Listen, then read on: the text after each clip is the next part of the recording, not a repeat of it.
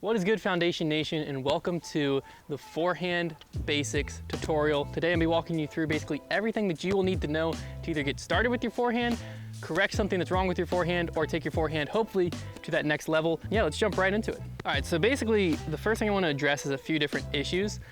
Before we ever even get into forehand form, one of the first issues that you'll see a lot, and this might be something you're struggling with, is trying to learn a forehand with too overstable of a disc. So what I always recommend whenever I'm teaching clinics or anything like that is either use a slower disc, like a mid-range or something, that makes forehands a lot harder, or a flippier disc or a more neutral disc. Trevor's chosen the River here, but like an Avenger SS, Leopard, something like that where it's gonna take touch and it's gonna take control, because anyone can get out here and just chuck on Anheuser and let their disc flex. What that's gonna do is it's never gonna give you the good root to actually be able to build a strong forehand. The second thing we're gonna talk about here is grip. So there's a few different types of grip. The main one everyone uses is kind of like this stacked. It's like a form of a power grip kind of, where the two fingers are just stacked on top of each other like this.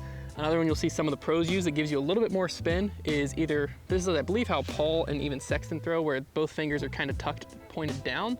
And then some pros will extend that middle finger, but they'll get both fingers on the rim. The final one that a lot of people don't talk about, but I've seen a lot of pros use it for putter up shots and touchy shots, is a fan grip. And what this does, for me at least, I use it on all of my mid and putter shots. It gives me a little bit of a cleaner release and a little bit more angle control with my wrist. Normally I don't recommend that, but for touchy shots, it's a good thing to have. So for this tutorial though, I'm mainly gonna be using my normal forehand grip, which is here. One of the biggest keys with all forehand grips is a lot of people will start like this, and there's a big gap here. You don't want that gap. All right, you wanna get, the first thing you're gonna do is tuck it in, push down that skin between your thumb and your pointer finger, so it's tight in there. Then put your fingers in here, and then push your thumb down on top. And if Trevor wanted to grab that out, you shouldn't be able to. Very tight. And so that's the key, is keeping it rotated back in here, because that will help as you provide snap and everything like that to have a clean release, whereas if it's here and it can shake around a little bit, gonna give you a lot of wobble. All right, so we've already covered like the first two mistakes that are really common, one being the disc selection, the other being making sure your grip is in there and tight. The third mistake we're gonna get to in a second, but we gotta build the form first. So if you remember with a backhand, we kind of had like a little bit of a staggered stance where like my front foot was off and my lead hip. That's because with a backhand, your shoulder and everything that you're pointing with are turning away from the basket. With a forehand, you never turn away. So it gets a little bit weird. So what I always say to do is line up, Trevor, like you're throwing a backhand the opposite direction of the hole. It's like you're gonna throw a standstill backhand this way.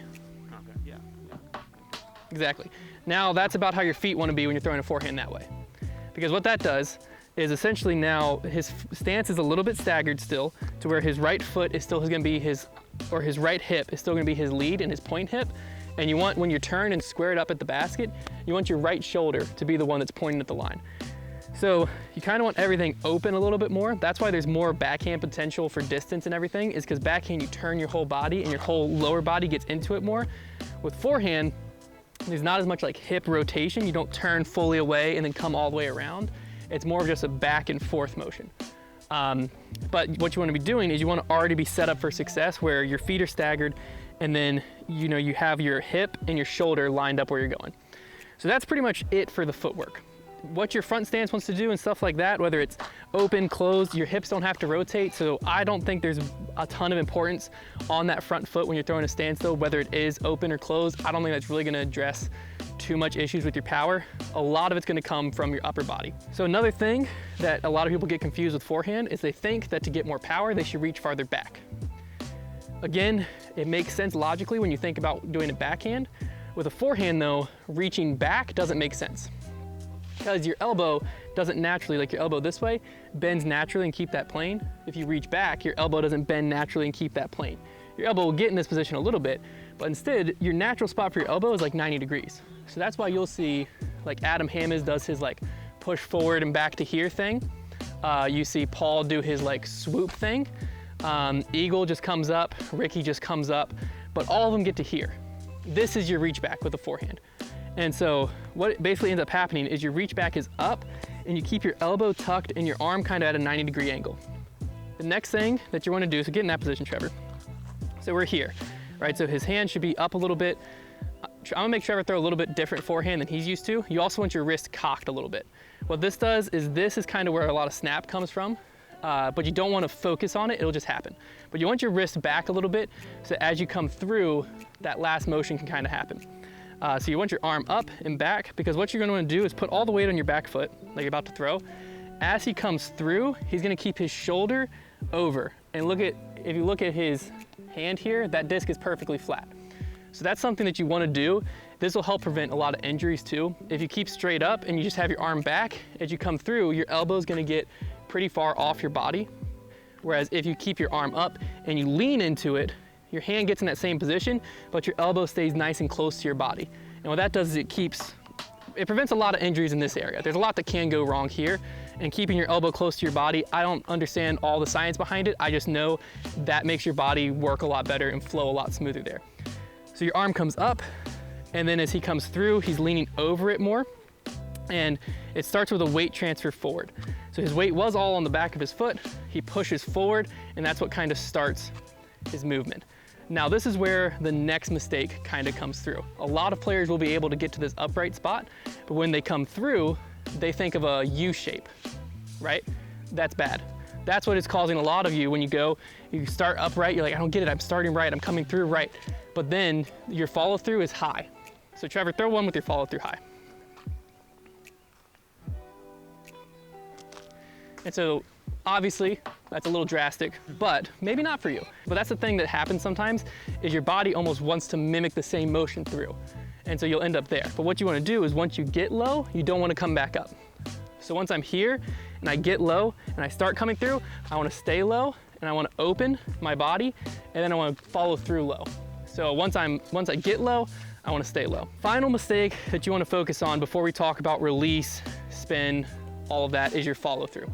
Because if you think about in sports, with a baseball, you're coming up and over and your hand follows through like this. Basketball, hand follow throughs like this. Football, this. Literally everything. Bowling, this. Your wrist naturally just kind of wants to do this, right? That's just your wrist motion. So when you're in disc golf and you're throwing, if you've ever thrown anything, your hand naturally wants to get to this position, okay? And can I see that disc really fast? What that does is when my hand's here and I get to that position, the last thing it's telling the disc to do is turn over. So what that causes is a disc to come out wobbling like this and on anhyzer. That's why a lot of people just go, give me that Firebird. I'm gonna just throw it and let it flop, and then it's gonna hyzer out because of the disc. That's why I say you wanna be with an understable disc or even a mid-range, because it requires a clean release and it requires angle control. Because with both of those things, once you get that, then when you throw the Firebird, you can control what you're doing to it. So what you wanna do to make sure of this, and this comes from a Ricky tutorial, is keep your palm to the sky. It feels really weird. It's not natural. You'll see most pros end up rolling their wrist and you're wondering how the heck did they do that? Because I wondered that for a long time. If you watch it in slow motion, they release, and like as soon as they release, their hand naturally rolls. But you don't want to do that up front when you're learning, because what's going to end up happening is that timing is not going to be there yet, and your hand's just going to want to roll, and then your disc is going to want to come out on anhyzer. So what Ricky taught was keeping your palm to the sky, and so then your follow through almost becomes like this, to where it's still face up, and that way the disc is on the same plane all the way through, and it makes it come out a lot more clean. So you start with your feet, basically like you're throwing a backhand in the opposite direction. Your elbow comes up to lock and load, all your weight's on your back foot. You transfer all the way to your front foot, drive your hips forward more so than rotate, and then stay over top of it as you come through and keep your palm up. And it should result in a good forehand. Let's see if we just fix Trevor's forehand for him, eh? Clear wobbly. That's mostly technique. No, what it was, I don't know if you'll be able to see it from that angle. Hopefully you saw it from that angle. His hand was here, right? Last thing I taught was palm up. He immediately just went like that. Wobble. That's exactly what we were just talking about. That's gonna be the big keys. Your body naturally kind of knows how to throw this way because your whole life, that's the throwing motion. So your shoulders want to open, your weight wants to transfer. If you've done any throwing motion in your life, that's how you've learned. So now it's just kind of converting your brain on this side to get used to being low, coming through, and staying flat. The final thing I want to teach really quick, if you are choosing to work with like a mid, or you can also do it with where it's a more controlled shot, instead of this big wind up and big follow through, you can achieve a lot more success with like touchy up shots and stuff with that fan grip I was talking about, and with a little bit more of like a snap motion. So let me grab a mid. So with the mid, again, you do pretty much the same setup, but it's almost just like a quicker motion to where you're not reaching back, you're not driving. It's a lot more upper body and a lot more just like quick little snap. So what you want to focus on if you're just throwing a mid up shot and you're just trying to throw like a little touchy, what I'm gonna do is just a little touchy anhyzer here. You'll notice for the anhyzer, I control a lot of it with my arm. Here, coming farther down for the hyzer or farther up for the anhyzer is less than my body because I want to keep my elbow tucked in and I want to keep my shoulder over my throw. So if I'm throwing a little touchy anhyzer, my hand's gonna look like this. And then I have my fan grip here, and it's more of a wrist cocked to wrist not motion, to where I can just sit here and just kind of flick it and it comes out on anhyzer and pans out. I really thought I threw it straight into that tree. But you can kind of see what I'm saying is it's less of a full-on motion, and what that allows you to have is a little bit more touch, and it's great for scrambling shots where you need to get something high and on anhyzer, and you just cock your wrist back and have it tight and just flick. Looky there. All right, so just really quickly through the common mistakes. Number one, disc selection. Don't throw a Firebird until you're ready to throw a Firebird. Once you throw in, you know, leopard threes, T-birds, rivers, stuff like that, and you're able to kind of get that good snap, get a clean release on hyzer and watch it flip up and stuff, then start working the Firebird, Raptor, whatever else into your bag. You'll probably find that you don't need them as much as you thought you did. Mistake number two is the grip. Make sure your grip's tight, make sure it's pushed down in here and it's tight in your hand. A loose grip also will cause that flop out. Mistake number three, don't do the swoop. Swoop up to get into your reach back, but then come through.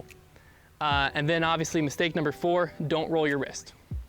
Rolling your wrist, the off-axis torque happens a little bit in backhands, but it's not as much because that's a more natural motion, whereas keeping your palm up while you're throwing something is just weird. It's not something our body naturally wants to do. And so we roll our wrist a lot, which causes the anhyzer and the flop. So keep your wrist face up. And the final thing I'll quickly talk about is the run up, because the run up with a forehand really doesn't matter nearly as much as you think it does. With a forehand, you're gonna be a lot more likely to be able to throw similar power, standstill, and with a run up, because it's the backhand, it's kind of getting you into like your hips turned. There's a lot of setup going on with the X step. The forehand, there's not. There is no X step, there is nothing like that, because the most important part is your last step where it's all loaded and then you're exploding forward. So that's why Sexton has like the Sexton hop, right? Paul, like he starts forward and just kind of, gotta remember Paul's little swoop. He just kind of walks up like that. Most of it, 95% of it till you're here, doesn't matter. So all I'm gonna focus on is the last step. So I don't even know, to be honest with you, what my run up is, because all that matters is going from here to here. So all you wanna make sure you're doing is all your weight's here and it's an explosive step forward. So you kind of want to have your weight here, drive your foot forward, drive your hips and all your weight onto this front knee and then through. And so no matter what you do to get to that point, it's just a up and through, and then your motion, you want to keep everything low together and through like that. Hopefully that explains your forehand form. Hopefully you're able to identify with one of the problems, figure out exactly what has been going wrong or potentially could go wrong, and get out there and just work it. The biggest thing is just getting in the field, throwing some forehands. Be careful not to overthrow, because if you do have bad technique, there's a lot in your shoulder and your elbow that can get injured. You're opening yourself up for a lot more injuries. That's why it's important to make sure your elbow's tucked in and everything's close to your body. Once stuff starts getting out here, there's a lot more room for error and a lot more room for injuries. So if you learn anything, keep it compact, keep it tight in here, so that when you're low and you're coming through, hopefully you'll be able to throw forehands for a lot longer without injury, without pain, and hopefully they come out smooth and go a long ways. Hopefully you enjoyed the video. Check the links in the description below, and other than that, we'll see you in the next one.